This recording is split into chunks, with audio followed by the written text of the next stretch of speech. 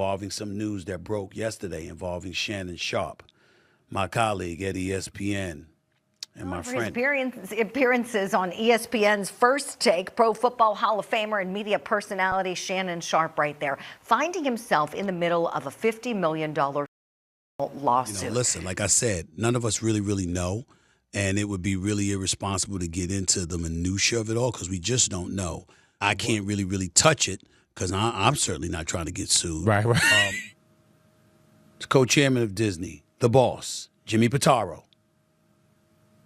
who made it very clear we are taking this matter very seriously. What if your biggest ally on live TV suddenly became your coldest critic when the spotlight turned harsh? Shannon Sharpe built his media empire with sharp takes and sharper suits. But when the headlines turned ugly, the man sitting across the desk, Stephen A. Smith, didn't just distance himself, he practically set the table for the fallout. 1 minute, it's brotherhood and backslaps. The next, it's I'd never get caught up in that mess, and a masterclass in public shade. Now the internet is on fire, fans picking sides, receipts dropping, and every sports blog asking, was this just business, or did Stephen A. just put the final nail in Shannon's ESPN legacy? Because in this game, loyalty is currency, and betrayal is always trending. So buckle up, because the truth behind this fallout is messier, pettier, and more personal than anybody's ready to admit. And by the end, you'll have to choose Team Shannon, Team Stephen A., or Team Trust No One in sports TV.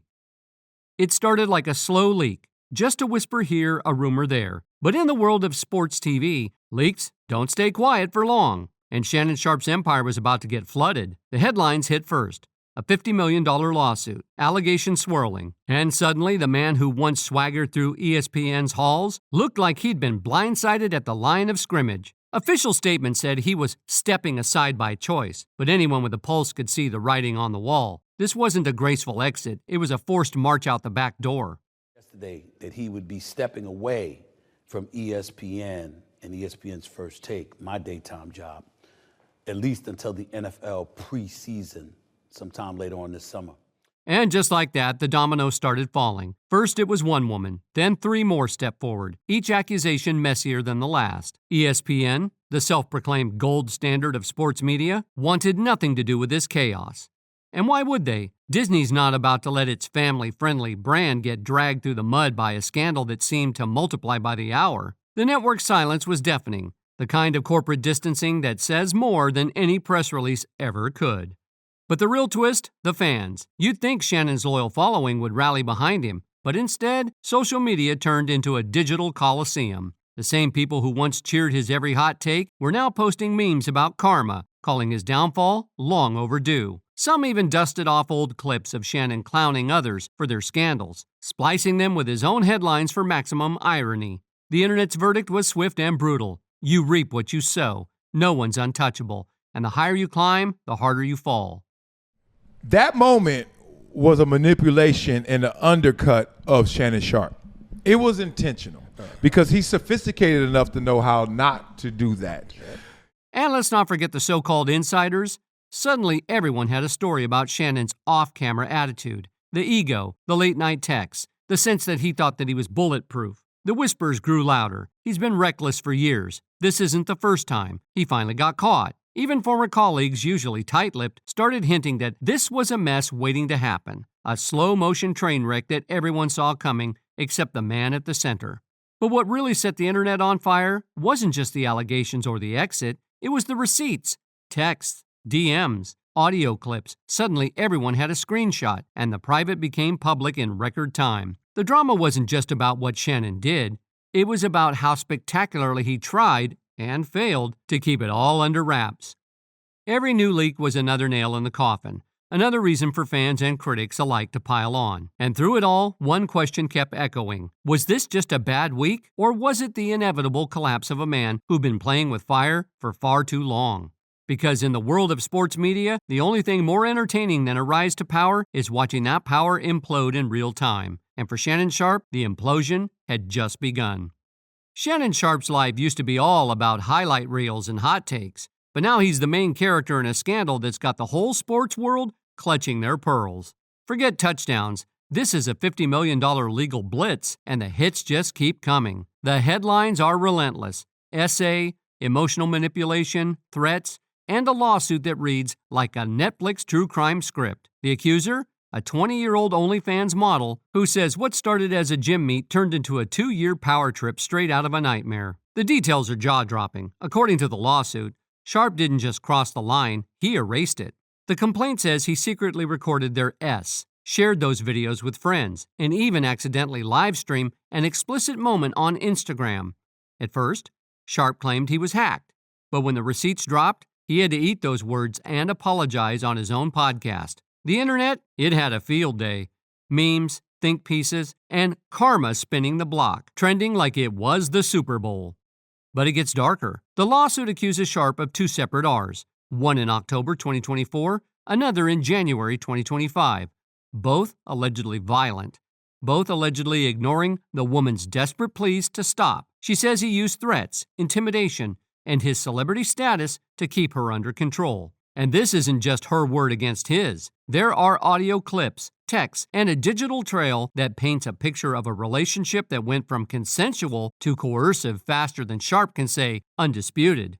Anything I say, you're just gonna get mad at, and you're just gonna hang up on me. So I feel like I'm not gonna hang up on you. Here's what it is. what does that even mean? Nothing, Gabby. You want to be a now, so. I don't want to be. Don't manipulate me. And just when you think the script can't get any messier, Sharpe's ex-girlfriend from his NFL days, Michelle Evans, steps up with her own horror story. She claims he assaulted her, threatened to destroy her, and left her so terrified she filed a restraining order back in 2010. The pattern? It's starting to look less like bad luck and more like a playbook. Sharpe's defense? He's calling it a shakedown, blaming the accuser's lawyer, Tony Busby, yes, the same guy who went after Diddy and Deshaun Watson, for orchestrating a media circus. His legal team says the relationship was all consensual, full of wild role play, and that the woman was just after a payday. They've released texts where she allegedly asked for $25,000 per cheek and insists the audio is edited and out of context.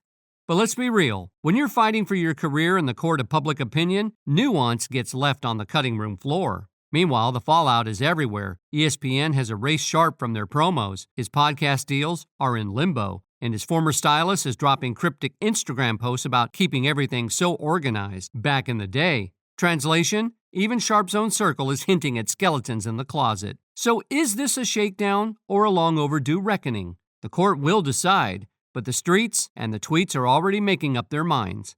One thing's for sure, the only thing more relentless than Shannon Sharpe on the field is the scandal that's now chasing him off of it. Shannon Sharpe's $50 million scandal isn't just a legal nightmare, it's a PR dumpster fire, and ESPN isn't about to let it torch their brand. The moment the lawsuit dropped, the network hit the mute button on Sharpe faster than you can say family-friendly Disney. Gone from first-take promos, scrubbed from social media, and benched indefinitely, Sharpe's ESPN career is hanging by a thread thinner than his credibility.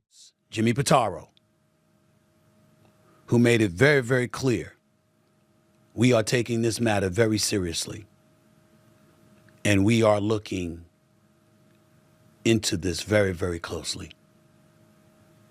And once we gather as many facts as we possibly can, we will go from there.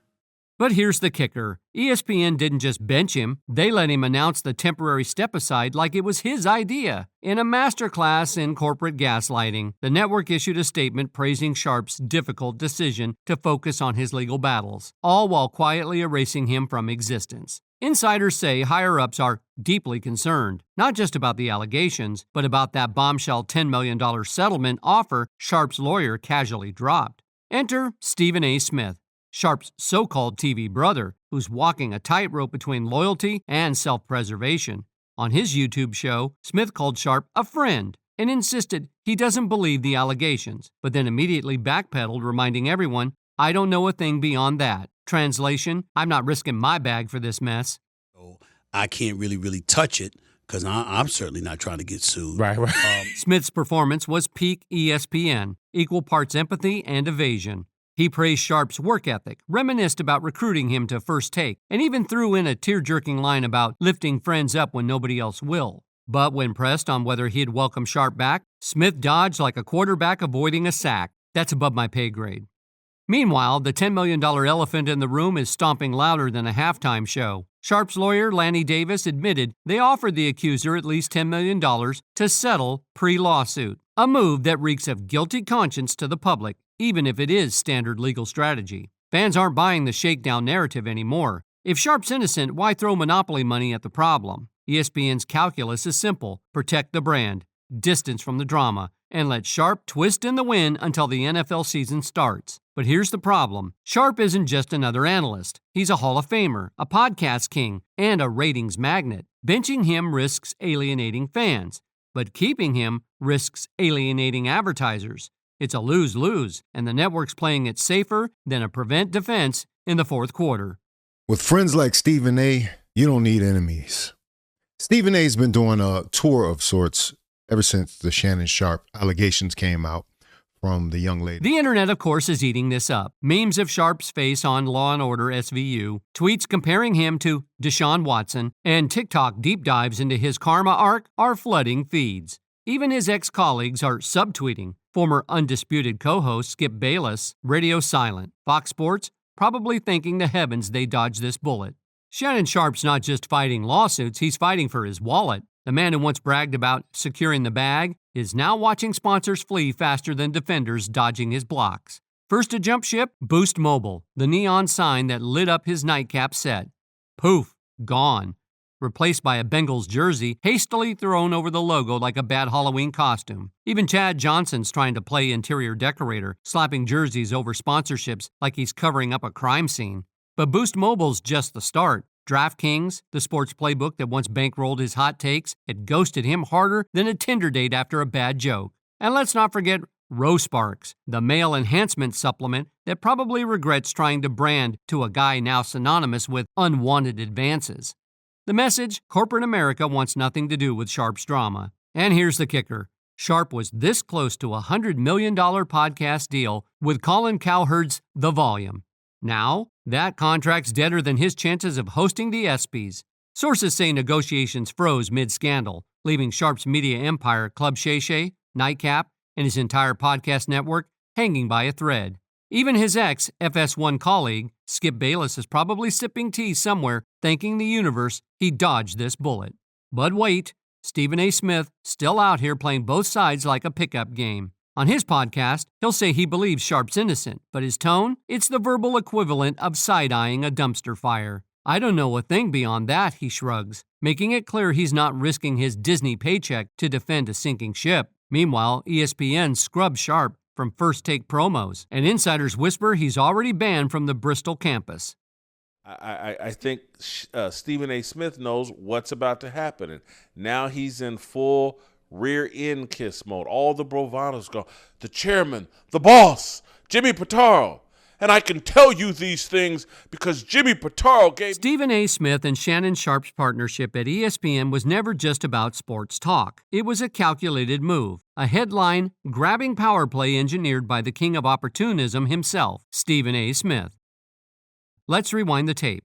In mid-2023, Shannon Sharpe was shown the door at FS1, his undisputed run with Skip Bayless ending in a flurry of viral clips, on-air tension, and rumors of behind-the-scenes beef. Sharpe was hot, controversial, meme-worthy, and trending. Enter Stephen A., always with an eye on the next big rating spike. When ESPN announced that Sharpe would join First Take as a part-time co-host, the move was spun as a brotherhood reunion. But make no mistake, Stephen A. Smith was the architect. He had been lobbying ESPN executives for months to bring in a new sparring partner, and Sharpe's FS1 exit was the perfect storm. Smith didn't just want a co-host, he wanted a foil, a viral generator, someone who could keep pace with his own bombast and crucially bring a fresh audience to a show that was starting to feel stale. What is your sole purpose at First Take? To do whatever you tell me to, drill sergeant? That's a brilliant idea. You must be a damn genius. You must have an IQ of 160. From day one, Smith made it clear who was running the show. He introduced Sharpe as his friend and colleague, but never let anyone forget who had the keys to the ESPN kingdom. On air, Stephen A. would play the wise mentor, giving Sharpe room to shine until the debate got too hot, and then he'd swoop in with a signature monologue, reclaiming the spotlight. Off-air, Smith was even more strategic. He hyped up Sharpe's arrival on his own podcast, dropped teasers on social media, and made sure every headline credited him as the man who brought Shannon to ESPN. The results? Ratings soared. Social media buzzed with every Sharpe-Smith clash, and First Take trended weekly. But behind the scenes, Smith was playing chess while everyone else played checkers. He knew Sharpe's brand, outspoken, unfiltered, sometimes reckless, would draw both fans and critics. And every time Sharpe went viral, so did Stephen A. Smith's show. It was clout by association, and Smith milked it for all it was worth. But here's where the opportunism really shines. As soon as the lawsuit hit, allegations of SA, damaging audio, and a media storm, Smith's tone shifted. On his podcast, he called Sharpe a friend and said he hoped the suit gets resolved so they could work together again. But the support was always hedged. Do I think Shannon Sharpe is guilty? Absolutely not, but that's just my personal view. I don't claim to know anything beyond that. Translation: I'll ride with you while it's good for business, but when the heat comes, you're on your own. Smith's public statements are a masterclass in plausible deniability. He's sincerely hopeful Sharpe is innocent, but he's also quick to say he's not privy to the details. He talks about friendship and support, but always reminds viewers that ESPN is a business, Disney is the parent company, and public perception is king. When ESPN made Sharpe's departure public, Smith admitted he'd seen it coming. I was aware that it wouldn't unfold that way because I understand how Disney operates. The public's perception is what companies like Disney prioritize, and unfortunately, that has negatively impacted him at this time. And let's not forget, Smith never misses a chance to position himself as the voice of reason. He's quick to contrast his own spotless record with Sharpe's scandals, telling his YouTube audience, "This is my podcast. This is my YouTube show. I own this." But if you think for 1 second that I can just do what I want to do when I want to do it and how I want to do it, and there's not going to be any repercussions, you're clueless, and you're destined to fail and fall on your face. I'm not talking about Shannon Sharpe. I'm not talking about anybody in particular. I'm talking about a climate that we're living in. Some people sit up there and look at me and they say, Stephen A. don't get himself into that kind of trouble. How does he pull it off? Well, first of all, there are certain behaviors and proclivities that you never have to worry about me engaging in. It's a subtle flex, a reminder to bosses and viewers alike that he's the safe bet, the franchise player who won't embarrass the network.